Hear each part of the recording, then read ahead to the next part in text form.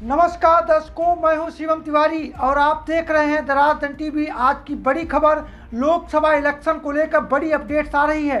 UP में 60 से जुड़ी सीटों पर थमी है सांसें। दो सीटों को लेकर मसोपेश में अखिलेश और कांग्रेस। क्या है बीजेपी का प्लान, आज हम इसी पर चर्चा करते हैं। उत्तर प्रदेश की 80 लोकसभा सीटों में सबसे चर्चित या महत्वपूर्ण सीटों की बात करें तो उनमें से कई पर अभी तक स्थिति साफ नहीं हो पाई है। इनमें कांग्रेस और गांधी नेहरू परिवार की साख से जुड़ी अमेठी और रायबरेली खास तौर पर है। वहीं 2019 में कांग्रेस नेता राहुल गांधी को हरा चुकी भाजपा की स्मृति ईरानी फिर इसी सीट से उम्मीदवार हैं। लोकसभा चुनाव में उत्तर प्रदेश में बिसात लगभग बीत चुकी है। सभी दल ज़्यादातर सीटों पर अपने प्रत्याशी घोषित कर चुके हैं, लेकिन ऐसी कुछ सीटों को लेकर अभी भी सांसें थमी हुई हैं, जिनसे दलों की साख जुड़ी हुई है। इनमें रायबरेली और अमेठी को लेकर हर कोई कांग्रेस की ओर टकटकी लगाए बैठा है, तो नज़र असमंजस में फंसे अखिलेश यादव पर भी है। वहीं कांग्रेस के लिए अमेठी और रायबरेली खास, वह अभी तक तय नहीं कर सके हैं कि हाथ से फिसक चुके कन्नौज के पुराने किले के लिए आगे आएं या रामपुर दोबारा जीतने के लिए भाजपा के सामने ताल ठोंके। वहीं इसी तरह फिरोजाबाद और कैसरगंज को लेकर भाजपा के दांव पर सभी की निगाहें जमी हुई हैं। उत्तर प्रदेश की 80 लोकसभा सीटों में सबसे चर्चित या महत्वपूर्ण सीटों की बात करें तो उनमें से कई पर अभी तक स्थिति साफ नहीं हो पाई है। इनमें कांग्रेस और गांधी नेहरू परिवार की साख से जुड़ी अमेठी और रायबरेली खास तौर पर है। वहीं दोनों सीटों को लेकर कोई निर्णय नहीं है। 2019 में कांग्रेस नेता राहुल गांधी को हरा चुकी भाजपा की स्मृति ईरानी फिर इसी सीट से उम्मीदवार हैं। वहीं कांग्रेस के स्थानीय नेता दावा कर रहे हैं कि केरल की वायनाड के साथ साथ राहुल इस बार अमेठी से चुनाव लड़ सकते हैं। इस बीच कांग्रेस की पूर्व अध्यक्ष सोनिया गांधी द्वारा लोकसभा चुनाव न लड़ने की घोषणा से परिवार की पारंपरिक सीट रायबरेली भी खाली हो गई है।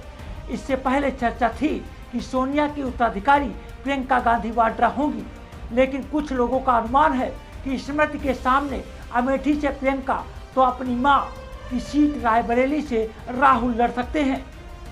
मगर कांग्रेस हाईकमान अभी तक इन दोनों ही सीटों को लेकर कोई निर्णय नहीं कर सका है। सुब्रत पाठक पर भाजपा का दोबारा दांव। कुछ नेताओं के पाला बदल के बाद भाजपा रायबरेली सीट पर अपने समीकरण मजबूत होते देख रही है, लेकिन वह अपना कांग्रेस प्रत्याशी घोषित होने के बाद ही चलना चाहती है। कांग्रेस के शीर्ष नेताओं जैसी ही स्थिति उनके गठबंधन सहयोगी समाजवादी पार्टी के मुखिया अखिलेश यादव की भी है। यादव परिवार के लिए लॉन्चिंग पैड की तरह कन्नौज की सीट 2019 में सपा हार चुकी है। अखिलेश की पत्नी डिंपल यादव वर्तमान में मैनपुरी सांसद को हराने वाले सुब्रत पाठक पर भाजपा ने दोबारा दांव लगाया है। आजमगढ़ और कन्नौज के बीच उलझन, मुख्य मुकाबला सपा और भाजपा के बीच ही माना जा रहा है, लेकिन सपा ने अभी यहां प्रत्याशी घोषित नहीं किया है।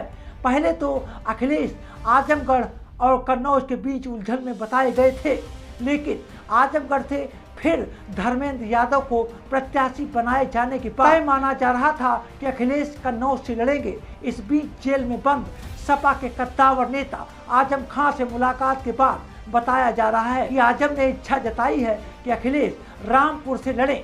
तब अखिलेश के सामने फिर उलझन है कि पुराने किले कन्नौज को जीतने के लिए वहां से मैदान में उतरें या उपचुनाव में रामपुर की सीट जीत चुकी भाजपा को परास्त करने के लिए रामपुर से ताल ठोके।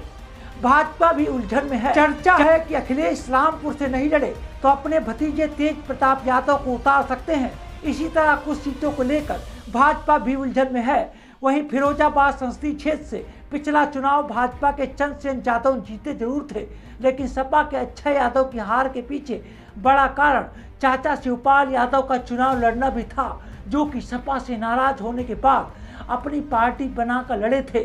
सपा का वोट काटा था। सपा ने फिर से प्रोफेसर राम गोपाल यादव के बेटे को टिकट दिया है, तो भाजपा अभी प्रत्याशी तय नहीं कर सकी है। वहीं कैसरगंज सीट से भाजपा की उम्मीदवारी पर वर्तमान सांसद ब्रजभूषण शरण सिंह के विवादों का साया है। प्रतीक्षा है कि भाजपा फिर उन्हें लड़ाती है या दूसरा विकल्प तलाशेगी। ब्यूरो रिपोर्ट, दराज टीवी, लखनऊ। नमस्कार।